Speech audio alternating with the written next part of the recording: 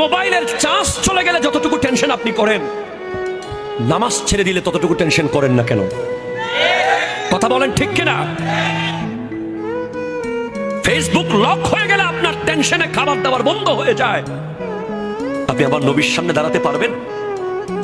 আপনি আল্লাহর সামনে কেমনে দাঁড়াবেন? আল্লাহ তো আপনার পক্ষে গিয়ে ফেরেশতাদের বিরুদ্ধে গিয়েছিল। আল্লাহ বলছেন, ইন্নী জাইলুন ফিল আরদি খলিফা, আমি জমিনে আমার খলিফা বানাবো, মানুষ বানাবো।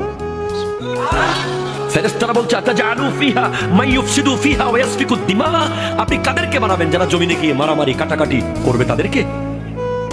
আল্লাহ বলছেন, না, ইন্নী আ'লামু মা লা তা'লামুন, আমি যা জানি তোমরা তা জানো না। তো আজকের দিনে আপনি যদি বেহায়াপনা করেন, আপনি রং তামাশা করেন, আপনি ইহুদিদের মতো যদি চুল কাটেন, কথা জোরে বলেন ঠিক কিনা?